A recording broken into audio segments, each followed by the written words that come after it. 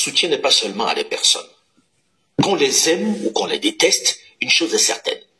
Ces officiers, qu'il s'agisse d'Assimi Goïta du Mali, d'Ibrahim Traoré du Burkina Faso, de Mamadi Doumbouya de Guinée ou d'Abdourahmane Tiani du Niger, ils sont des game changers. Pas parce qu'ils ont fait un push, mais simplement parce qu'ils viennent de mettre fin à un modèle qui était arrivé à son terme. Un modèle contre lequel tout le monde en Afrique était opposé, mais n'osait pas s'y attaquer par peur de représailles. Qu'on le veuille ou non, ils ont réussi à mettre dehors ceux qui, pendant tant d'années, imposaient leur rythme, imposaient leur calendrier, imposaient leurs hommes.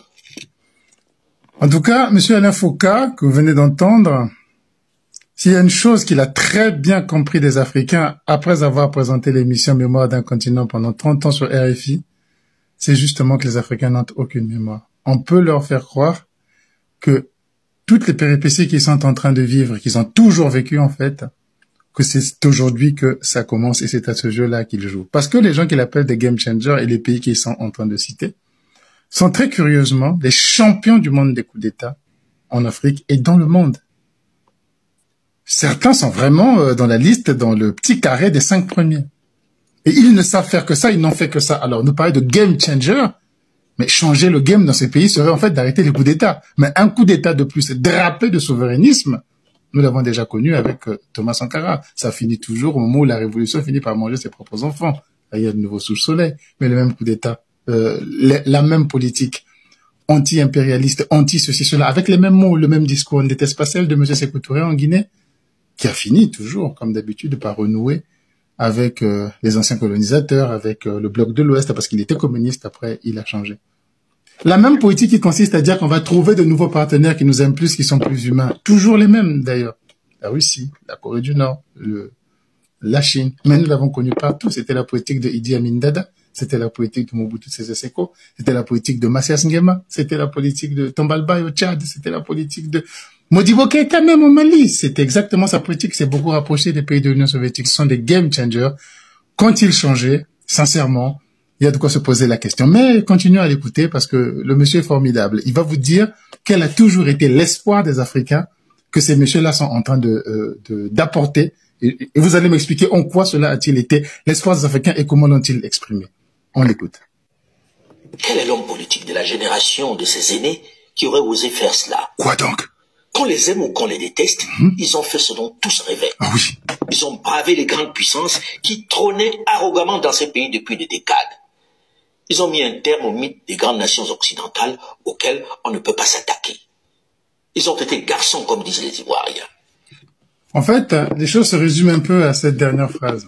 Parce qu'en fait, il essaie de me faire comprendre que l'objectif des Africains a toujours été d'être isolés. En fait, de chasser tous les pays avec lesquels ils vont coopérer. En fait, que l'objectif politique d'un Africain, ce n'est pas de vivre mieux, d'être mieux soigné, de mieux étudier, de vivre plus longtemps, d'être bien logé, d'avoir accès à l'eau, à l'électricité, etc. Ce n'était pas ça l'objectif. L'objectif politique d'un Africain, en fait, l'Africain a été fabriqué. Voilà comment il vous efface toute votre mémoire pour vous en ancrer une. L'objectif d'un Africain, c'est d'avoir un chef qui bombe le torse, qui chasse tout le monde et qui est le seul à dominer sur le terrain. C'est ça l'objectif d'un Africain. En fait, un être humain, un État, un citoyen, ce qu'il attend, c'est que de pouvoir aller coopérer avec les autres pays, que les autres pays viennent coopérer chez lui. De pouvoir s'ouvrir au monde et que le monde s'ouvre à lui, de pouvoir profiter des avancées parce que on peut pas dans un seul pays inventer tout ce qu'il y a de bon dans le monde. On va le prendre chez les autres. Non, non, non, il vous dit que c'est pas ça. L'objectif, c'est qui aurait osé, c'est ce qu'on attendait, c'est ce qu'on espérait. Quelqu'un qui est capable de chasser tout le monde. Voilà l'objectif final de l'Africain. Voilà ce qu'il vous inscrit. Mais on va garder quand même le meilleur pour la fin parce que monsieur Alain Foucault est formidable. Écoutons-le encore. Généralement, ils sont en territoire conquis. Ces militaires ont considérablement amélioré la situation sécuritaire dans cette région où les terroristes et les bandes armées étaient devenus les seuls maîtres des lieux à la barbe des armées européennes et américaines. Bien. Alors, monsieur Alain Foucault nous dit que ces militaires ont ramené la sécurité dans leur pays. Moi, je vous dis toujours une chose. Quand vous entendez quelque chose, vérifiez. Que je le dise moi, quelqu'un d'autre, Joe Biden va vous dire que les Américains ont fait ceci. Vérifiez s'il y a la réalité de ce qu'il est en train de dire. Alors, je vous en prie, vérifions ensemble. Écrivez dans les commentaires. Donnez-moi un seul rapport, d'où qu'il vienne, d'un État, d'une ONG, d'un individu qui a fait une enquête sur le terrain qui vous expliquerait que la situation s'est améliorée dans ce territoire. Tous les rapports qui arrivent, c'est exactement l'inverse. L'organisme qui a le plus de crédit pour faire ce type de rapport aujourd'hui, c'est ACLED. Le dernier rapport de ACLED, qui est cité par plusieurs déjà, nous rappelle que le Mali, en janvier 2018, c'est le dernier pour le Mali, c'est janvier 2024, il y a eu 18 fois plus de crimes que 2 ans auparavant. Pour le Burkina Faso, tenez-vous bien, le Burkina Faso est aujourd'hui le pays le plus atteint par le terrorisme. 25%, c'est-à-dire qu'un quart des personnes mortes à cause du terrorisme dans le monde sont au Burkina Faso. Le secrétaire général adjoint de l'ONU, M. Volanko, chargé du terrorisme et de la sécurité dans le monde, c'est un Russe, a tenu lui aussi un rapport samedi dernier au bureau des Nations Unies à Genève, expliquant la dégradation extraordinaire et accélérée de la situation sécuritaire au Mali que les régimes sur place n'arrivent pas à contrôler. Déjà, les gens vont se poser encore la question qui finance le terrorisme. Le 8 août dernier, une attaque a eu lieu au Burkina Faso. Et cette fois-ci, il y a des images extraordinaires pour voir tout le butin que les terroristes dont les terroristes se sont emparés.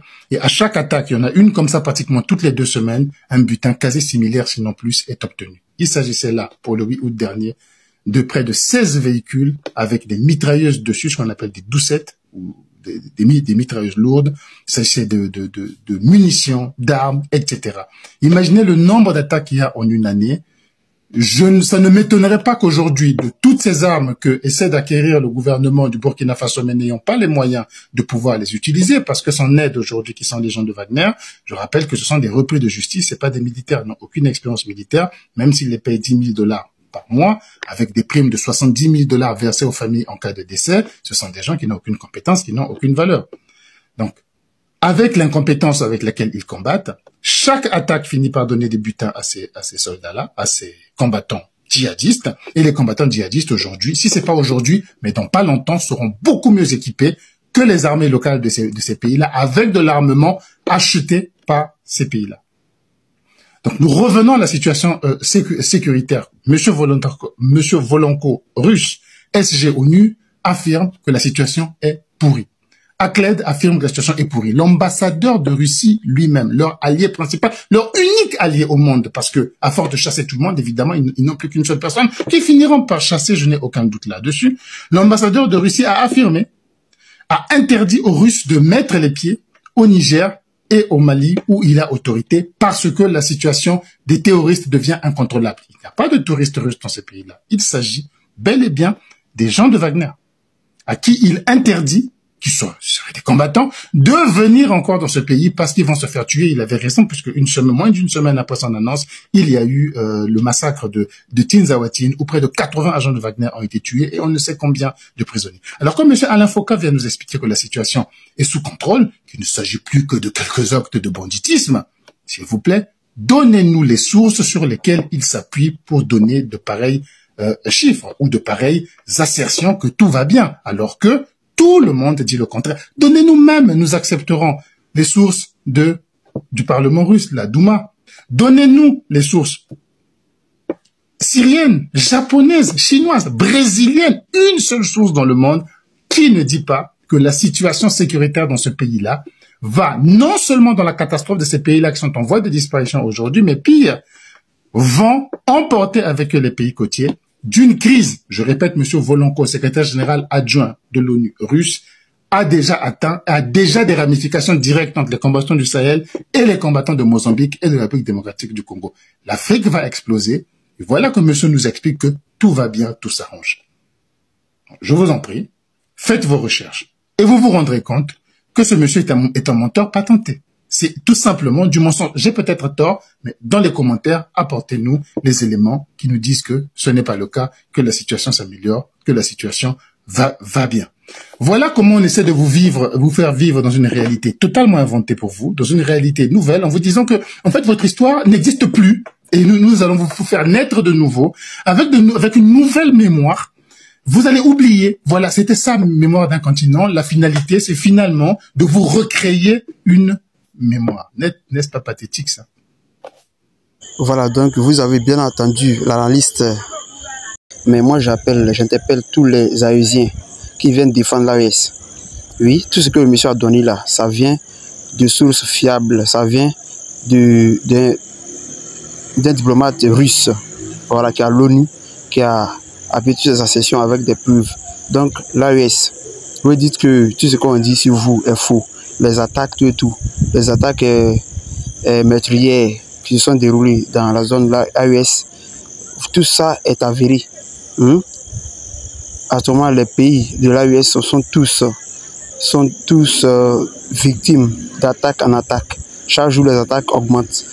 Mais jusque-là, il n'y a pas de solution. À quoi servent maintenant ces putschistes-là? Ces putschistes servent à quoi? Ils nous ont donné les 3 mois, les 6 mois pour libérer le pays totalement des terroristes, des djihadistes. Mais jusque-là, rien n'est fait. Rien n'est fait. Si ce n'est qu'accuser les voisins.